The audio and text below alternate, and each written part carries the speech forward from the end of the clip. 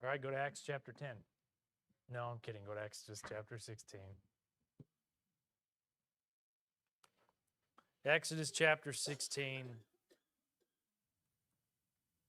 I don't know how many more lessons we'll have on John 15, verse 11, about where our joy is and remembering our joy and the items or the elements that come from where our joy is and remembering it. I don't know how many more lessons we'll have in that.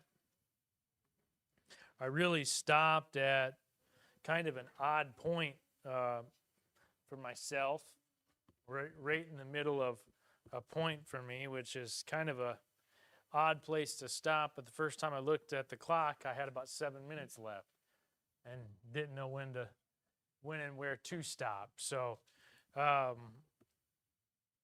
we'll pick back up in verse 16, 17, and 18. We'll just go kind of right in the middle of where we were at.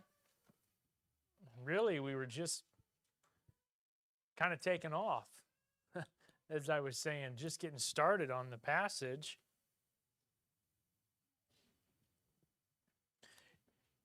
And where I'd like to make that life application with not only joy, but accepting the provisions as they are. You know, sometimes we don't like the provisions, and other times we don't want the provisions. Times we don't want to work for the provisions. We don't appreciate them, and we certainly don't have joy in them. And I'd like to make that the application as we go forward this morning. So let's pick up back in Exodus. We'll read again verse 16 and go on down from there. Exodus 16:16. This is the thing which the Lord hath commanded. Gather of it every man according to his eating, an omer for every man according to the number of your persons. Take ye every man for them which are in his tents. And the children of Israel did so, and gathered, some more and some less. And when they did meet it with an omer, he that gathered much had nothing over, and he that gathered little had no lack. They gathered every man according to his eating. And Moses said, Let no man leave of it till morning. Notwithstanding, they hearkened not unto Moses, but some of them left it unto the morning, and it bred worms and stank, and Moses was wroth with them. And they gathered it every morning, every man according to his eating, and when the sun waxed hot, it melted. And it came to pass that on the 6th day they gathered twice as much bread, 2 omers for one man. And all the rulers of the congregation came and told Moses. And he said unto them, This is that which the Lord hath said, Tomorrow is the rest of the holy Sabbath unto the Lord. Bake that which ye will bake today, and seethe that which ye will seethe. And that which remaineth lay up over you, for to be kept until the morning. And they laid it up till the morning, as Moses bade, and it did not stink, neither was there any worm therein. And Moses said, Eat that today, for today is a Sabbath unto the Lord. Today ye shall not find it in the field. 6 days ye shall gather it, but on the 7th day, which is the Sabbath, in it there shall be none. And it came to pass that there went out some of the people on the 7th day for to gather, and they found none. And the Lord said unto Moses, How long refuse ye to keep my commandments and my laws? Let's go to the Lord in prayer. Our Heavenly Father, Lord, as we come before you humbly this afternoon, Lord, we ask you to help us as we expound upon your words. Lord, may you make it effectual to each and every one of us. Lord, just help us. Help us to bring you honor and glory in all that we do and say. In Jesus' name, amen. We had really, like I said, just gotten started on verse 16. And what we see in verse 16 again is that every man was to gather of the manna according to the need. We obviously see that the manna was enough to meet the need. That man had to go out and take in the provisions which God gave. It got me thinking, what are the daily provisions? What's our modern day manna that we have an action in going to take up? Well, the first one is right here. You know, this is manna that sits before us every day. It's there for the taking, is it not? Does it not meet the need of all the provisions in which we need? Yet how much do we let this stink and breed worms?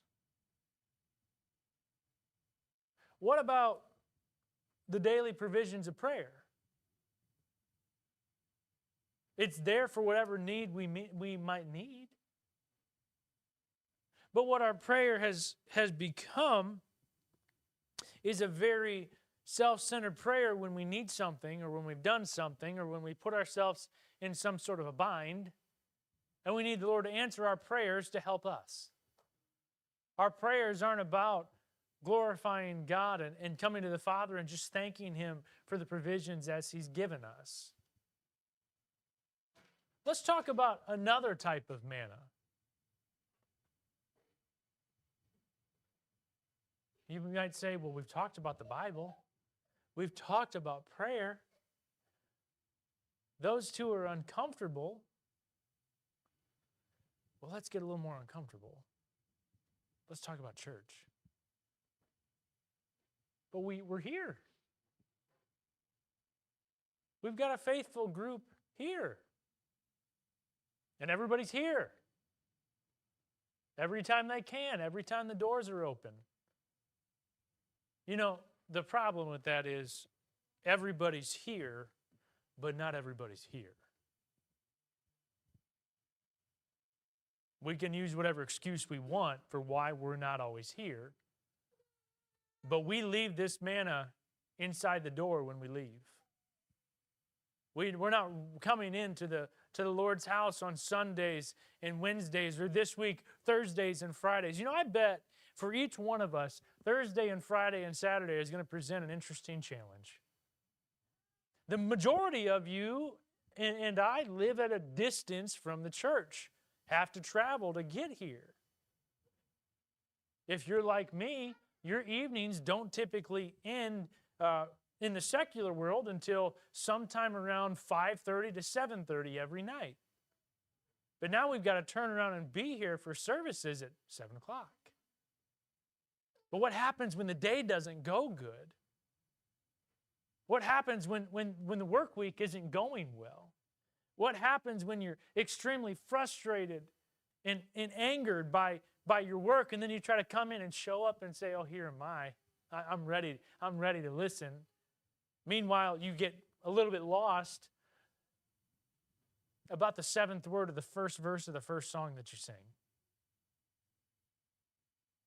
See, now we got quiet. You start rubbing elbows with each other and you get a little bit upset. Or worse, your spouse, because they've drove you crazy. Or maybe it's your parents' kids. Some of you little kids and some of you adult kids. Maybe you've rubbed elbows with your parents and you go, I'm going to dwell on that. You're leaving manna. Are you preparing this week? Whether you're a member of Faith Baptist Church or not, whether you're a visitor, whether you're saved or lost, by God's grace, you'll all make it back to come into the services this week. And if you're here and you're saved, are you preparing right now to pick up the manna? Because when they went to bed every night, they would know that when the dew came in the morning, it's time to arise and go pick the manna up. And so we just take for granted, if we were to call it modern day manna, if we were to title this message, which I didn't, modern day manna, we take for granted the manna that's given to us every day. Given to us in a measure. We get so lost in the day-to-day. So what that means is not only do we take for granted the manna, but let's fast forward on down to Wednesday. It's just another Wednesday, right? You go about your normal Wednesday schedule. It could just as easily be me. Let's just show up.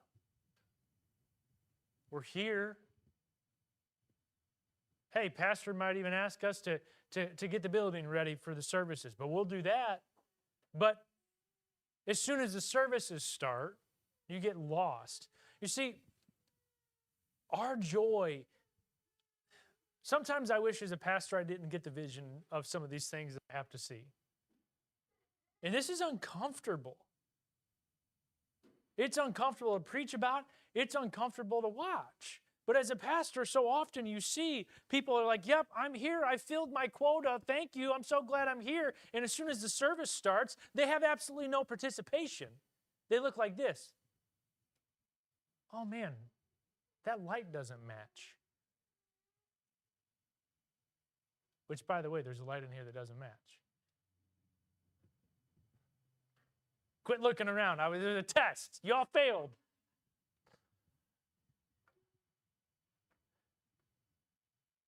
But that's what we do. That's what we do. It's manna. It's right here for the picking up. Why do we even have a midweek service? Did you see in the book of Acts, did they mention a midweek service anywhere? Has that ever occurred to you? So far, in anything that we've read, have they mentioned a midweek service?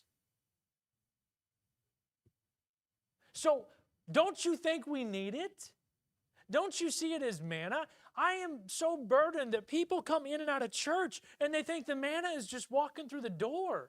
And then as soon as the music starts playing, they don't sing. They're looking around. They're not grabbing the words and being so thankful to sing the words, "It is well with my soul." They're part of the psalm. They get to sing it. But meanwhile, they'd rather look over and see what so-and-so's kid is doing and why so-and-so isn't listening and why so-and-so's turned around. Why don't you focus on you? Why don't you focus on you picking up the measure that you need today? And as soon as the preaching starts, we lose it. We lose the pain of attention. Now, sure, you get in a time when you have little kids, and you have to correct them. But that's going to be hard. Those are going to be minutes where, parents, you're going to feel like you're about as big as the mouse that tried to get up on the steps on me.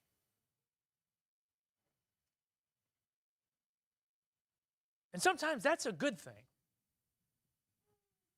As a parent, you'll learn that sometimes being as big as the mouse is actually a good thing for you. But we got to teach these children what we're doing here is important. We're picking up the manna. Our focus when we come in the services shouldn't be all about our children. It shouldn't be all about, we shouldn't, there's a fine line between bringing your kids in and teaching them and trying to come in and learn something from the service.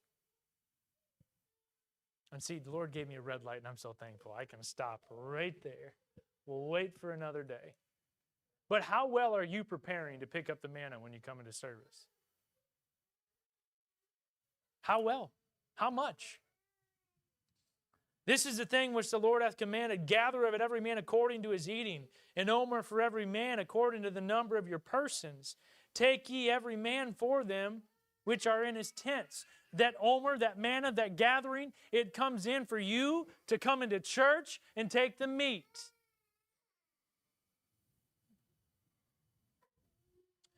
Oftentimes when we have special services, let me tell you a story. Everybody likes to hear when the pastor has a story to tell. They don't Because it's, especially when you're a lost young kid, right? Oh, pastor's not going to read out of John 3:16 right now. He's going to tell me a story. I remember back at a special service, what we would have called our conference back in March, early spring in Wasion. And we were getting around to sing songs. And we were sitting there and we were trying to practice as a church or as a large group of people to practice songs. And it wasn't going well. Matter of fact, it was terrible. And I remember Pastor Titus coming up and just saying something, and it made me so mad in the time.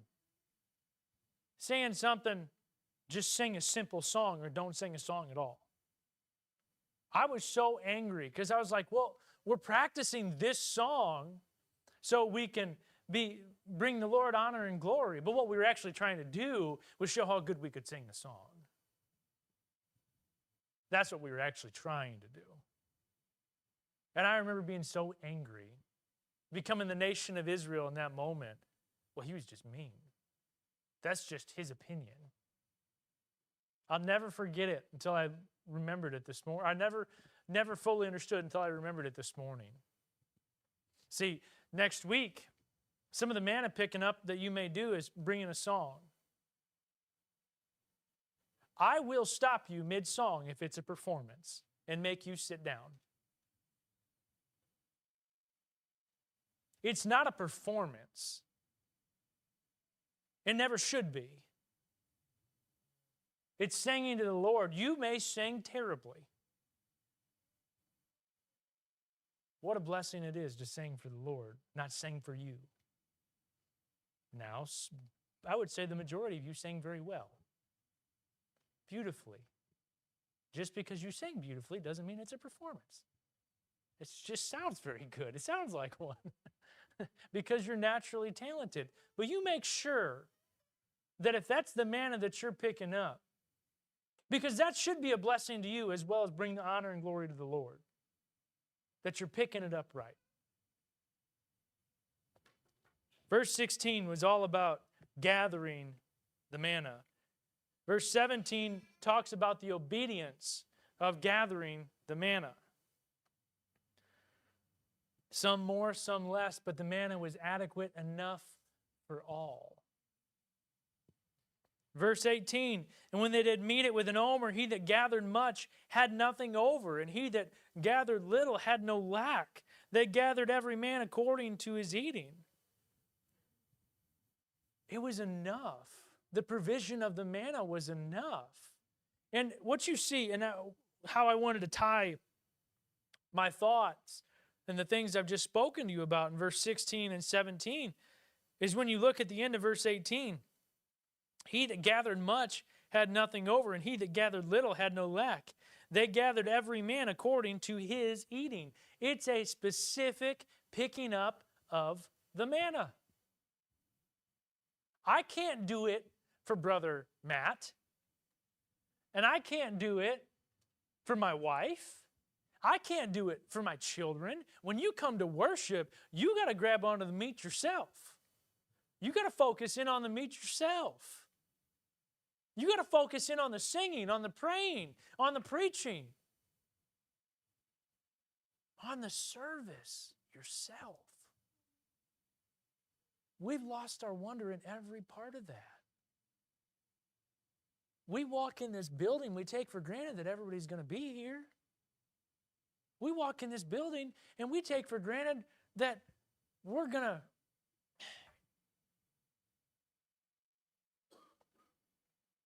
I say it this way, even though it's so hard to say. We take for granted that we're even going to hear from the Lord.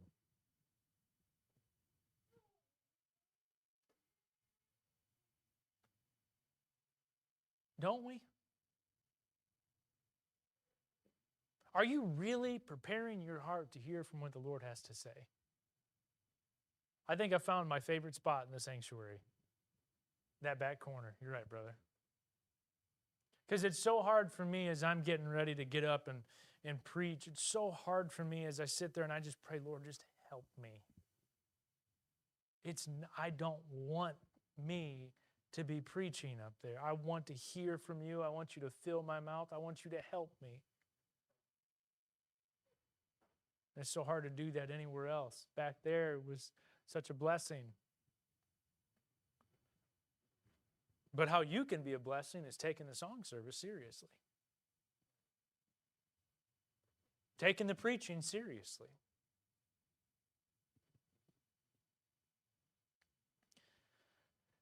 You know, in verse 17, it says, and the children of Israel did so and gathered, some more and some less. Do you know when obedience is easy? When it comes with something brand new. Right? I mean, you think about the children of Israel, they got manna. Oh, go get it. It's food. I'm hungry. Yeah, absolutely. I'll go get it. It's food and I'm hungry. Where were they a year later in Numbers 11, verse 6? Our souls have dried away. Now all we have is this manna. Obedience is easy for a time, is it not? Coming in and enjoying the service is easy for a time, is it not? Obedience has a honeymoon phase. You know that thought in marriage about the honeymoon phase, and then you always, like, you see a young couple get married and you're like, oh yeah, honeymoon phase, right? Yeah, see, some of you are laughing, you know it. Some honeymoon phases last 2.5 days. Some last 2.5 weeks. Hey, some of ours last 12 years. I didn't get many laughs out of that. Well, that wasn't good. But it's easy in the honeymoon phase to do these things. And it gets harder when real life happens.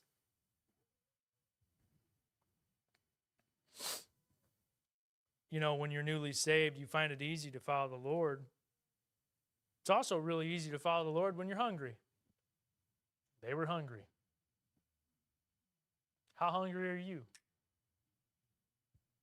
How hungry are you for the Lord's word? How hungry are you to be fed? How hungry are you to hear from the Lord? How hungry are you to go out and take your Bible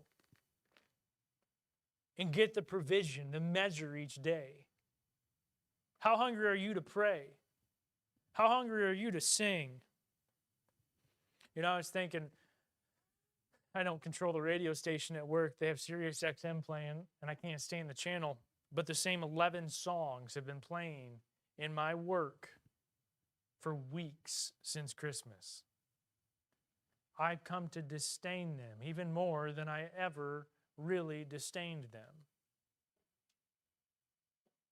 That's like manna, though, is it not? Because it becomes old. That's what happened to them. It's easy to accept the needs that we lack. It's hard to see that the Lord provides for us according to His plan and His timing.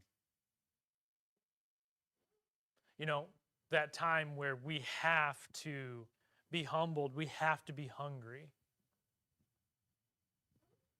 Y'all joke with me. You know I don't have a great personality when I become hangry. Some of you know this. I try. But not everybody can be perfect. And I am one that's not perfect, especially when I'm hangry. It's like the Snickers commercial. You know, I know this. Like, this just happens. But I get really happy when I'm not hungry anymore. I mean, I just love food. What are y'all laughing for? I'm like pouring my heart out up here. And you're all laughing at me. I'm offended, and I'm just going to go crawl in a corner. Get lots of green light moments. Anyway. We look at these things, and it's so easy for me when I'm hungry to go, yeah, I'll take the food. But it changes when I'm not quite so hungry anymore.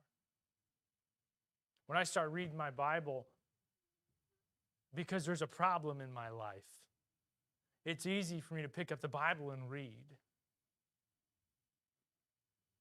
When I start praying because there's a problem in life, it's easy for me to start praying. When I feel like I need to be here because of problems in my life or whatever the case may be, it's easy to be here. You see, there's so many ways that if we looked in, and I didn't really intend on going in this depth on this thought, but manna's all around us. We don't pick it up. We're wasteful. We are intentionally wasteful.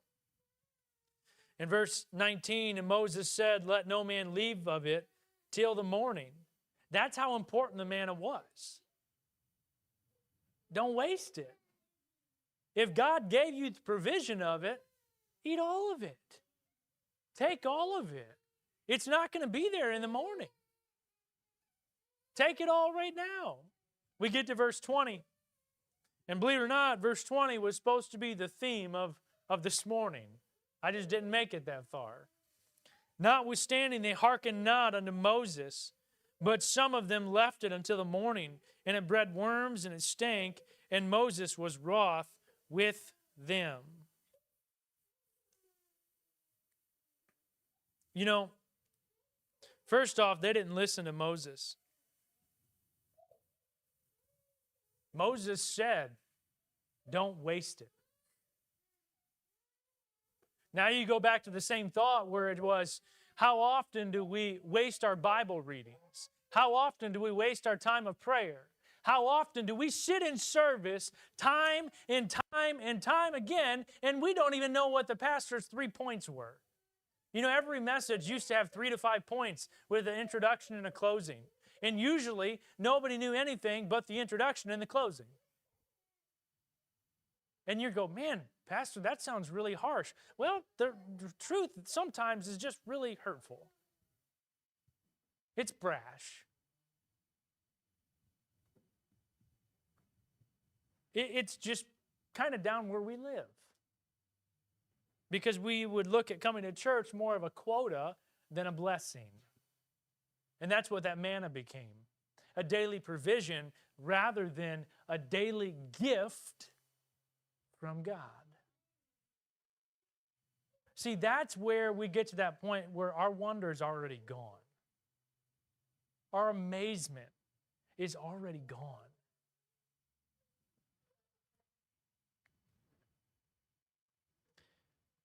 You know, how often do you waste food? This is a terrible analogy. But how often do we waste food?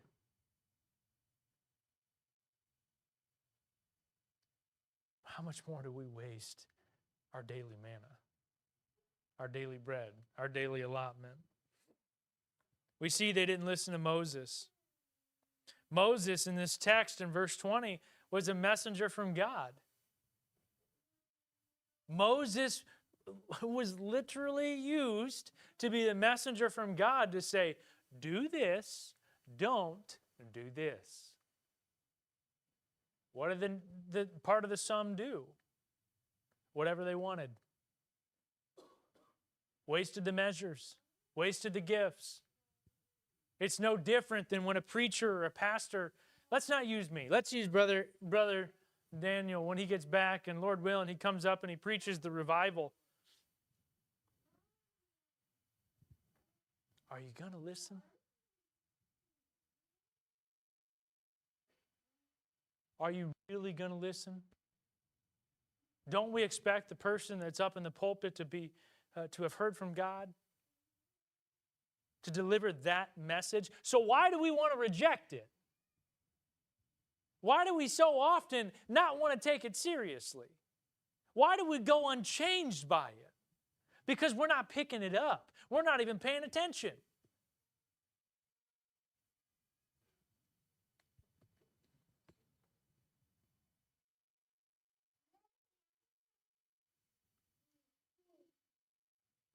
You know, sometimes, and this is probably going to make you feel uncomfortable, and I take no pleasure in it. But listen, let's say we use that as a door, and we were like every other church that I've ever been to. And then when the pastor gets done, he stands back there at the door, and you all walk out 7 seconds after the pastor gets done, and you shake hands, and you say, "It was a good message. Good message, Pastor. Good message, Pastor. Good message, Pastor." What are you doing with it? Are you sure? Are you sure it was a good message? I fear that we've lost our wonder so much that we as God's people, we know what we must do. We know what we should do, but we just continue to reject it.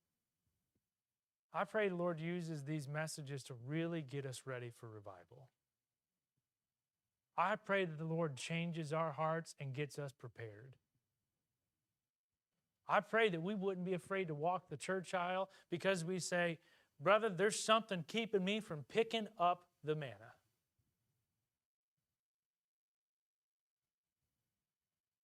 I'm going after my own type of manna. I'm going after my own type of provision. I'm putting everything ahead of what the Lord has provided because of what I want.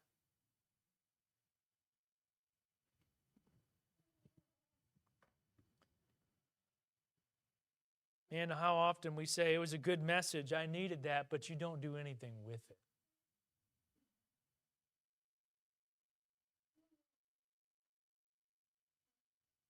You know, every time we come to church, we ought to have the expectation and understanding that the Lord is speaking, not the man in the pulpit. It's not of me. Because if it was of man, I'd make something man-made, and it'd be some church with thousands of people, right? That's what happens. It's of the Lord.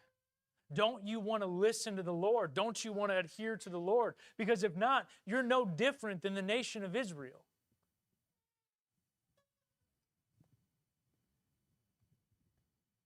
We waste God's provisions on our own selfishness.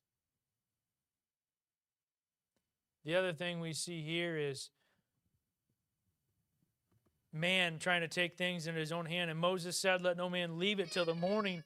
Notwithstanding, they hearkened not unto Moses, but some of them left it until the morning, and it bred worms and stank, and Moses was wroth with them." So why did they leave it till the morning? Not all, some. The power of the word some. Why did they leave it till the morning? Because they really weren't looking for God's provisions daily. Hey, I might be more hungry tomorrow than I am today, so I'm just going to set this aside. And some of you go, like me at first, you go, "Well, how does that make sense? What do you mean by that?" Well, a simple way to put it would be, "Well, I've read enough today. I'll just read more tomorrow. I've been guilty of that time and time again." I've been to church enough this week. I'm not really feeling that well. I haven't missed in a really long time. I'll rest up so I have enough to get my work week started.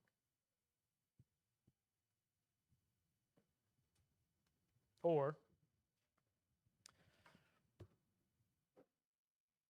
they totally forget that God provides every day, the measure needed.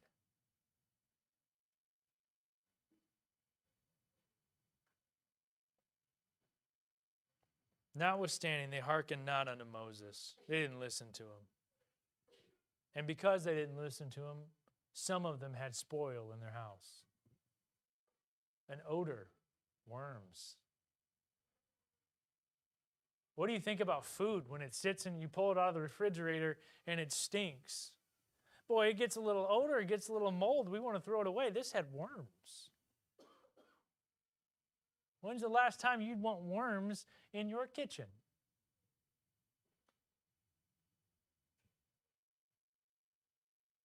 Waste, right? Is that not a picture of waste? Does God want you to waste the provision and the measures in which He's given? That's an ugly, ugly picture, is it not? Well, how often would we have worms in our service then? If you were producing manna from your willingness to serve the Lord, how often would your manna be spoiled, stink, have worms in it?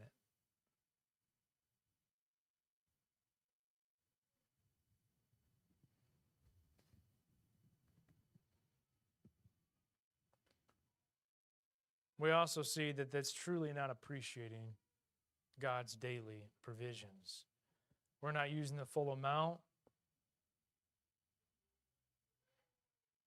You know, I even think, what if you knew that you were only going to get one meal for the next 2 weeks? What if I told you that today was the last day that you could eat for the next 2 weeks? What would you do? You'd eat everything in sight, would you not? They wouldn't care if you gorged yourself. You knew you weren't going to eat again for 2 weeks. So they had become so accustomed that God was just going to take care of them. God got them out of Egypt. God gave them water to drink.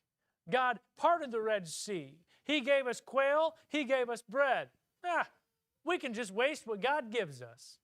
Takes me back to the other part about singing specials and things of that nature. Listen, if you've got a gift, let's say you've got a gift musically, you're wasting God's provisions by not using it.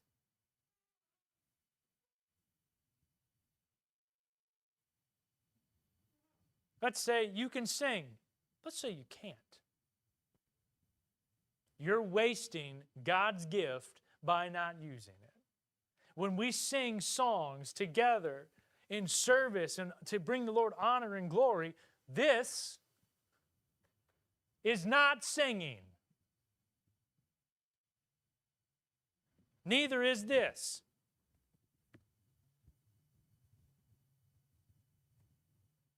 That's not singing either. That's wasting the measures. Praying when you're looking down with your eyes open, thinking about what we're going to have for lunch. Or when you're thinking about what you have to do when we get home. Or your hobbies, or your stresses, or your frustrations. You're letting the provisions go to waste.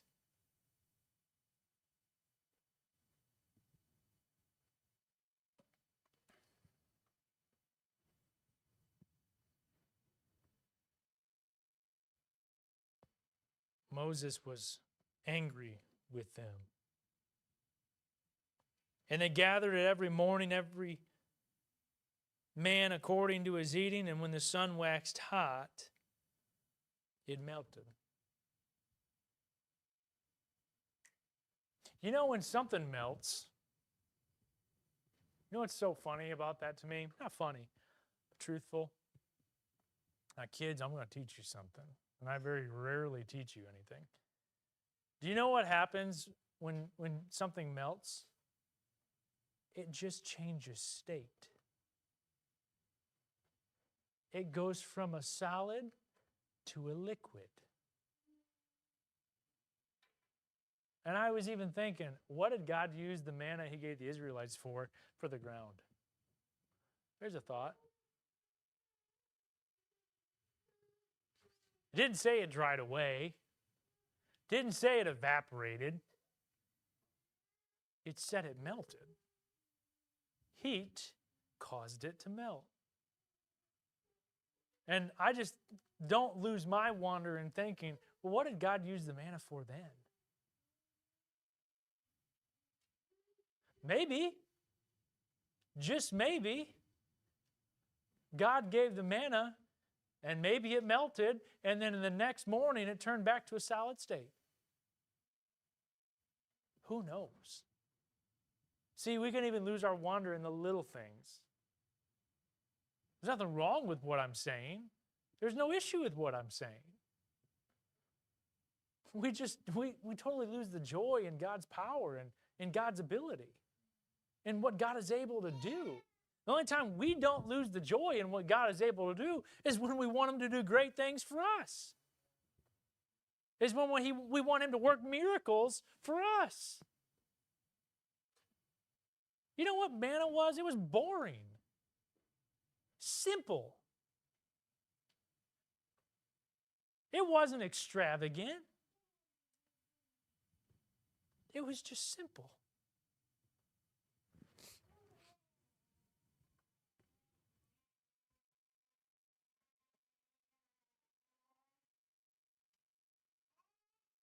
You know,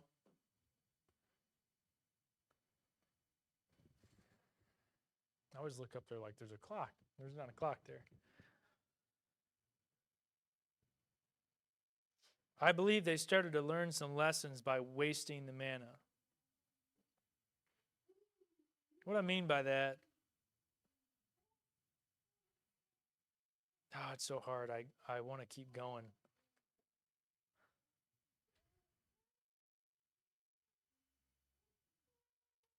Next week we'll see, or not next week, but the next time, maybe Wednesday night.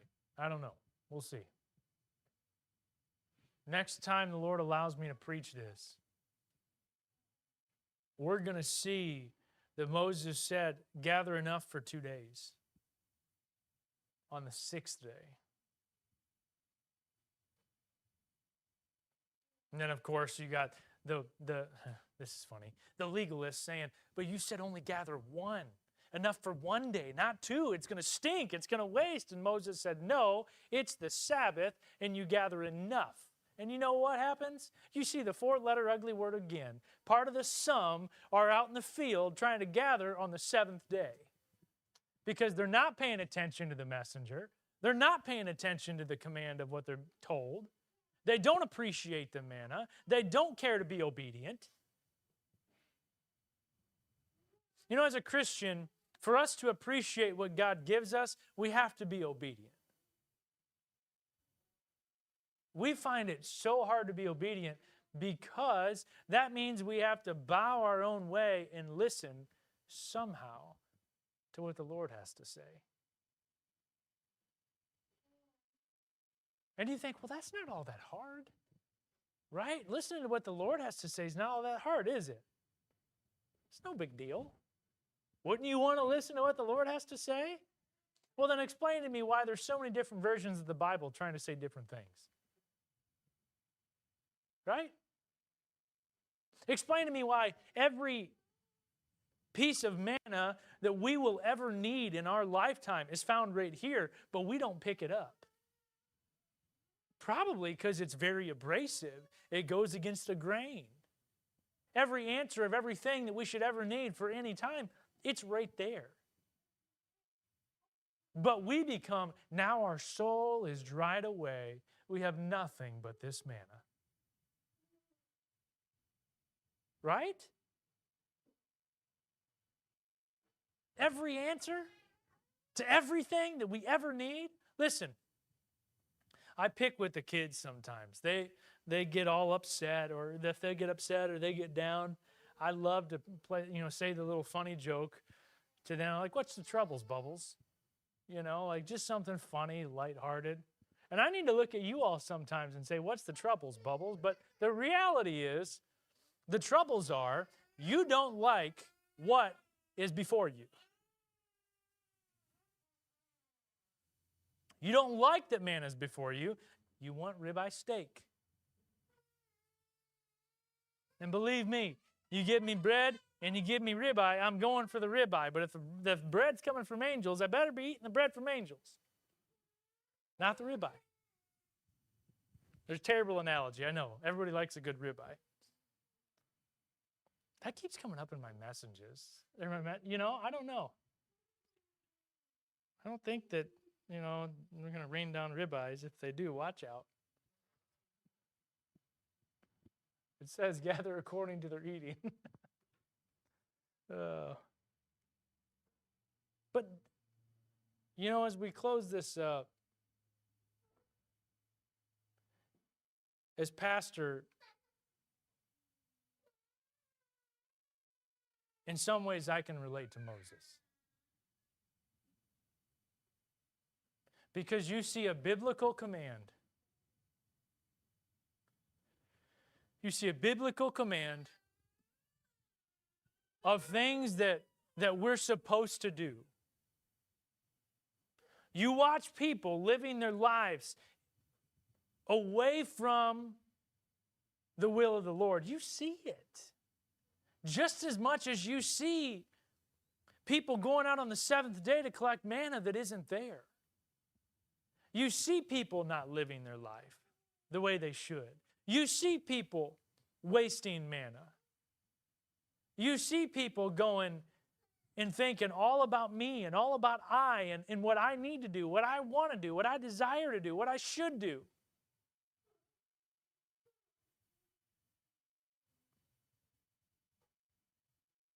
I've learned a couple of times in my life. The first time I really learned the lesson was about a week and a half after I graduated high school. So I was a young kid. And I learned then to stop running, stop jumping, stop trying to figure everything out in my life, stop trying to make my own plans, and submit to whatever the Lord would have me to do. Now, I became the nation of Israel a couple of times over the course of the next 12 years. But the manna is always sweeter than what I can produce myself.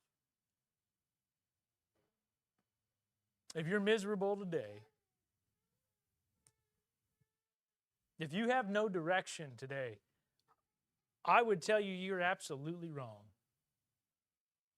Because the direction's the manna.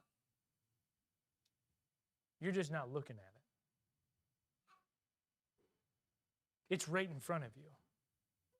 If you're saved and you've been so blessed to be saved by the Lord and to be called one of His children, the Lord is your direction.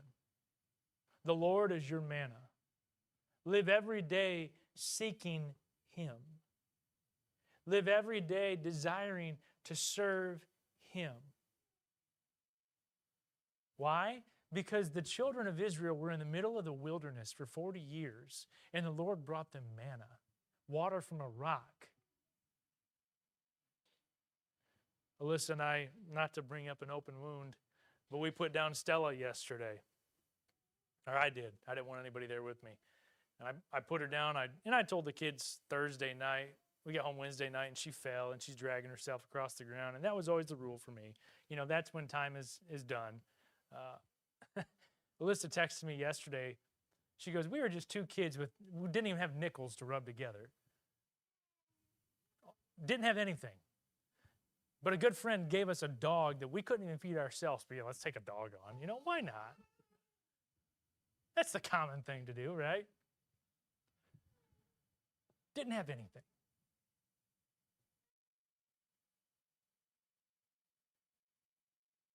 And I mean anything. I think back on it. It was kind of a raw memory of what 12 years of marriage has been like, what the Lord's done for us. I think we counted up that she went to 5 homes with us, if I remember right. And it's like, these things are so silly. They're just animals, right? But they're just the memory of where we came from. And I can say that I didn't always pick up the manna, but in the times when I had no nickels to rub together, no food,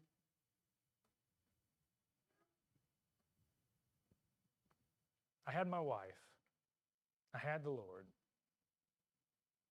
and I never lacked.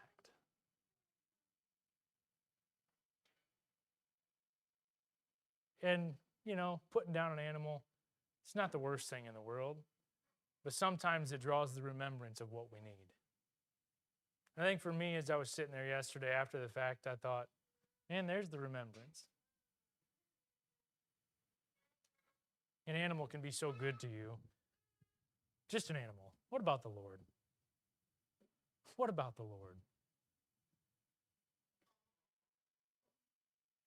We would do well if we would just submit to what the Lord has for us. If it's manna, if it's quail, if it's the Red Sea, if it's water from a rock.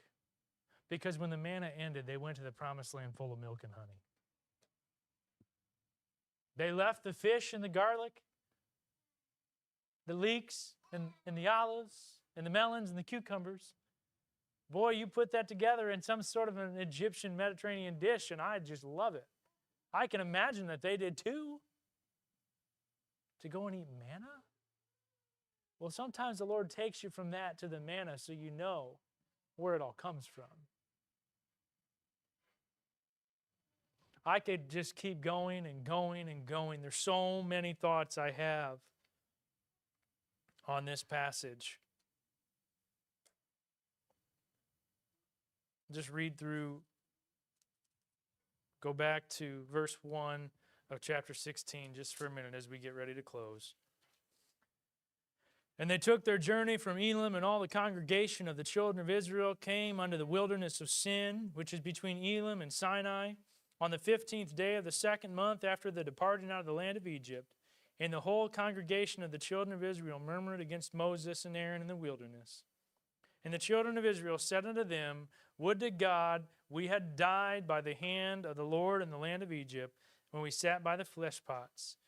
And we did eat the bread to the full, for ye have brought us forth into this wilderness, to kill this whole assembly with hunger. And the Lord spoke, in verse 11, the Lord spoke unto Moses, saying, I have heard the murmurings of the children. Notice, the Lord spoke to Moses, not to all the people. Of the children of Israel, speak unto them, saying, At even ye shall eat flesh, and in the morning ye shall be filled with bread, and ye shall know that I am the Lord your God. And it came to pass that at even the quails came up and covered the camp, and in the morning the dew lay round about the host. And when the dew that lay round was gone up, behold, upon the face of the wilderness there lay a small round thing, as small as a hoarfrost on the ground. And when the children of Israel saw it, they said to one another, It is manna. For they wist not what it was. And Moses said unto them, This is the bread which the Lord hath given unto you to eat. This is the thing which the Lord hath commanded. Gather of it every man according to his eating, an omer for every man, according to the number of your persons. Take ye every man for them which are in his tents. And the children of Israel did so and gathered, some more and some less. And when they did meet it with an omer, he that gathered had much, had nothing over, and he that gathered little had no lack. They gathered every man according to his eating. And Moses said, Let no man leave of it till the morning. Notwithstanding, they hearkened not to Moses, but some of them left it until the morning. And it bred worms and stank, and Moses was wroth with them. And they gathered it every morning, every man according to his eating. And when the sun waxed hot, it melted. And it came to pass that on the 6th day they gathered twice as much bread, 2 omers for one man. And all the rulers of the congregation came and told Moses. And he said unto them, This is that which the Lord hath said. Tomorrow is the rest of the holy Sabbath unto the Lord. Bake that which ye bake today, and seed that which ye will seed. And that which remaineth over lay up for you to be kept until the morning. And they laid it up to the morning, and Moses bade, and it did not stink, neither was there worms therein. And Moses said, Eat that today, for today is a Sabbath unto the Lord. Today ye shall not find it in the field. 6 days shall ye gather it, but on the 7th day, which is the Sabbath, in it there shall be none. And it came to pass that there went out some of the people on the 7th day for to gather, and they found none. As I close, and I could just keep on going, as I close, I'm going to ask you a question.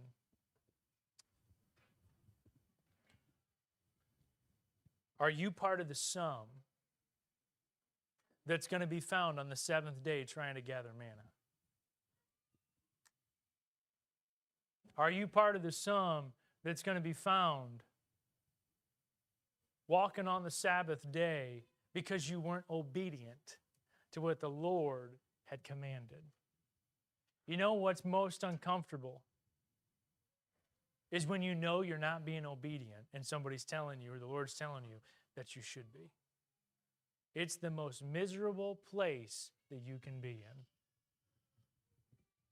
Seek the Lord. Appreciate the manna. And use the daily provisions according. Because you might find yourself with your soul drying away and taking for granted the manna that you have. You know, a lot of people don't want manna. They want something far greater. Far greater.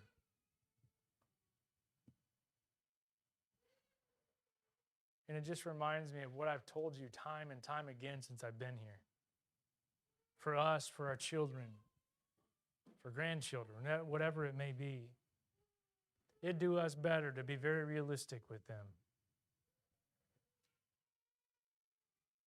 That we should be looking for the manna, not looking for what we want. That's what they did. Look for the manna. I don't know if we'll get back or when we'll get back.